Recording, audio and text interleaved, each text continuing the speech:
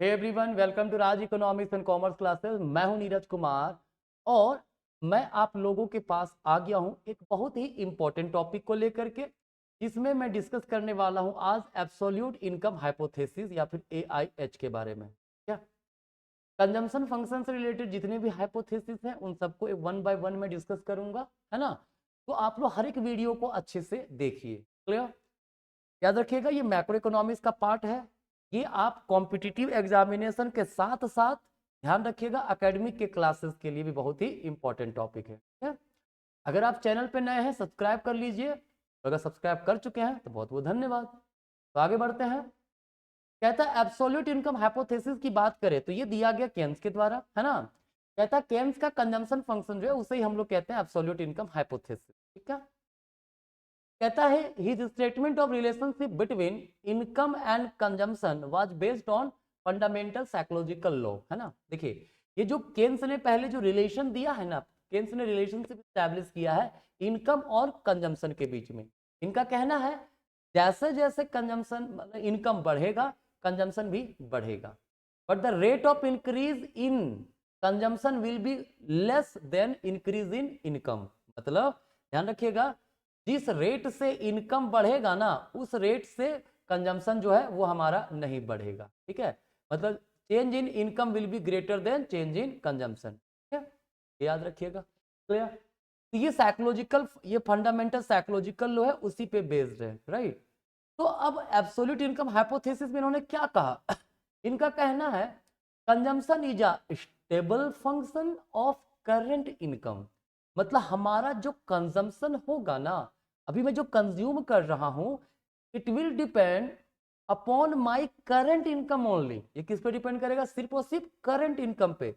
यहाँ current income की बात की जाए तो थोड़ा ध्यान रखिएगा, करंट डिस्पोजेबल इनकम है वो। ठीक है, करंट डिस्पोजेबल मान ली इनकम हमारा ये है वाई। ठीक है, करंट डिस्पोजेबल इनकम का मतलब ये होता है इनकम माइनस टैक्सेस। ठीक है, तो देखिए खर्च करने योग्य पैसा क्या होता है? इनकम के बाद जो टैक्सेस रिड्यूस कर दे वही हमारा होगा ना खर्च करने योग्य। तो वही है कि हमारा जो कंजम्पशन है वो बेसिकली किस पे डिपेंड करेगा? हमारे करंट इनकम पे या फिर बोलिए करंट डिस्पोजेबल इनकम पे। क्लियर है? याद रखिएगा, ना तो पास्ट इनकम पे डिपेंड करेगा, ना तो फ्यूचर इनकम पे, ना तो अपने सोसाइटी के इनकम पे। पूरी तरह से किस पे डिपेंड कर रहा है?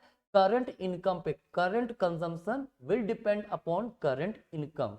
ठीक है, ये एब्सोल्यूट इनकम हाइपोथेसिस में कहा गया है। कहता है because of the operation of psychological law his consumption function is such that, जो एमपीसी होगा, एमपीसी का मतलब आपको पता ही होगा, मार्जिनल प्रोपेंसिटी टू कंज्यूम होता है। इसका मतलब होता है change in consumption due to change in income, है ना। ये जो है इसका वैल्यू 0 और 1 के बीच में लाई करता है। किसके बीच लाई करता है? 0 to 1 के बीच में, है ना। साथ ही बोला है कि एमपीसी जो होगा it will be less than APC. क्या होगा? MPC will be less than APC. इन मतलब जैसे जैसे जैसे मान लीजिए एक सीधा सा एग्जांपल है ना, जैसे अभी हमारा इनकम है कितना? 100 रुपया। ठीक है, 100 रुपया इनकम पे हम कंजम्पशन कर रहे हैं 70 रुपये, तो कितना हो गया? 0.7 हो गया हमारा एपीसी। एपीसी का फॉर्मूला होता है कंजम्पशन बाय इनकम। ठीक है, अब हम आगे बढ़े, है ना। तो हम कंजम्पशन कर रहे हैं 100, कब? जब हमारा इनकम हो गया 200। ठीक है, तो कितना होगा? 0.5। क्लियर है? देखिए जैसे जैसे इनकम बढ़ा एपीसी क्या हुआ? एपीसी हमारा घटा। अगर हम एमपीसी की बात करें, है ना, तो एमपीसी क्या होगा? एमपीसी का मतलब होगा change in consumption by change in income ना। तो कंजम्पशन में कितना चेंजेस हुआ है? 70 से 100 गया ना, 70 100 मतलब 30 चेंज हुआ, और इनकम 100 से 200 गया मतलब 100 में इनकम में 100 चेंजेस हुआ। कितना आएगा? 0.3 आएगा। क्या एपीसी ज्यादा है? 0.5 है, एमपीसी कितना? 0.3 है ना। तो चूंकि केन्स का कहना है जैसे जैसे इनकम बढ़ता है तो उस तेजी से कंजम्पशन नहीं बढ़ेगा, कुछ पैसा हम लोग सेव कर लेते हैं। तो इस कारण से एपीसी क्या होगा? ग्रेटर होगा, एमपीसी कम होगा। इसका क्या मतलब हुआ? Means there is a non proportional relationship. Non proportional relation का मतलब कहता है एपीसी और एमपीसी अलग अलग, मतलब एपीसी ग्रेटर है एमपीसी से। ठीक है, यही है केन्स का एब्सोल्यूट इनकम हाइपोथेसिस। मतलब अपने एब्सोल्यूट इनकम हाइपोथेसिस में जनरली क्या कहा है? हमारा जो कंजम्पशन होगा it will depend upon current income, पहला। दूसरा कहना है कि there will be non proportional relationship between income and consumption, ठीक है। मतलब एपीसी ग्रेटर होगा, एमपीसी कम होगा, है ना, क्योंकि जब इनकम बढ़ता है तो कंजम्पशन उस तेजी से नहीं बढ़ता है। क्लियर है। केन्स का जो कंजम्पशन फंक्शन है वो यहाँ पे है सी बराबर ए प्लस बी वाई। ए का मतलब है ऑटोनोमस कंजम्पशन, इसका मतलब होता है इवन जीरो इनकम पे जो हम कंजम्पशन कर रहे हैं वो। और बी का मतलब है वही MPC, marginal propensity to consume को ही बी बोलते हैं, ठीक है। और वाई पर हमारा इनकम। क्लियर। मीन्स हमारा जो कंजम्पशन है it entirely depend upon current income, और ऑटोनोमस कंजम्पशन तो है भाई वो किसी इनकम पर डिपेंड नहीं करता, जीरो इनकम पर भी कुछ ना कुछ कंजम्पशन होगा। क्लियर है। अब क्या हुआ, बाद में कहता है it may be added that all the characteristic of Keynesian function are based not on any empirical observation. ये किसी इंपेरिकल ऑब्जर्वेशन पे बेस्ड नहीं है, ये फंडामेंटल साइकोलॉजिकल लॉ पे बेस्ड है। ये कोई स्टडी मतलब इंपेरिकल स्टडी एविडेंस डेटा के बेस्ड पे नहीं है, ये एक ऑब्जर्वेशन है। किस पे बेस्ड है वो, साइकोलॉजी पे। मतलब लोगों का जब इनकम बढ़ता है तो जनरली होता है ना साइकोलॉजी कि उतना कंजम्पशन नहीं करेगा, वो क्या करेगा, सेविंग भी करना शुरू करेगा, ठीक है। तो जितना इनकम बढ़ेगा उतना तो कंजम्पशन नहीं करेगा ना। क्लियर।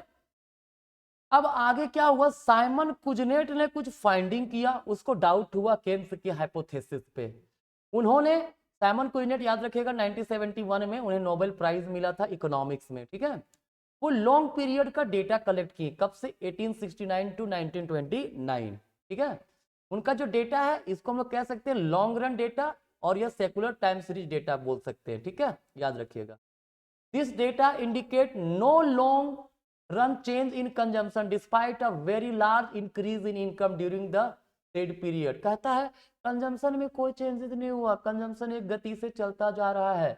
मतलब लॉन्ग रन में क्या हो रहा है, एपीसी इक्वल टू एमपीसी है, ऐसा फाइंडिंग किया है कुजनेट ने। क्या बोला था, केन्स ने कहा था ना कि इनकम और कंजम्पशन के बीच नॉन प्रोपोर्शनल रिलेशन होता है, बल्कि कुजनेट ने कहता है कि नहीं, इनके बीच में प्रोपोर्शनल रिलेशन है, ठीक है। क्योंकि लॉन्ग रन में कंजम्पशन में कोई खास चेंजेस वैसा नहीं होता है, भले इनकम कितना ज्यादा बदल जाए, ठीक है। 10 the long run historical data that generated long run or secular consumption function were inconsistent with Keynesian consumption function। मतलब केन्स का जो कंजम्पशन फंक्शन था उसको सेटिस्फाई नहीं किया, उससे इनकंसिस्टेंट रह गया, ठीक है। और क्या कंक्लूजन इन्होंने निकाला कि there is no autonomous consumption. जो ए टर्म था ना, केन्स ने बोला था ना सी बराबर ए प्लस बी वाई, जहां ए का मतलब ऑटोनोमस कंजम्पशन था, कहा लॉन्ग रन में कोई ऐसा ऑटोनोमस कंजम्पशन नहीं होता है, ठीक है। A proportional long run consumption function in which APC and MPC are not different, मतलब APC बराबर MPC, कोई डिफरेंस इन दोनों में नहीं है ना। और कंजम्पशन फंक्शन जो है वो C बराबर क्या है, BY है। क्लियर। B का मतलब है MPC वही, है ना, और Y का मतलब इनकम, क्योंकि उन्होंने अपने फाइंडिंग में देखा कि किसी प्रकार का कोई ऑटोनोमस कंजम्पशन नहीं है। क्लियर। तो this is absolute income hypothesis, है ना। तो आज का वीडियो एब्सोल्यूट इनकम हाइपोथेसिस पे था। मुझे उम्मीद है आपको समझ में आया होगा। अगर आया है तो प्लीज ज्यादा से ज्यादा शेयर कीजिए वीडियो को, है ना। मिलेंगे नेक्स्ट वीडियो में नेक्स्ट हाइपोथेसिस को लेके। तो आज का यहीं तक, धन्यवाद।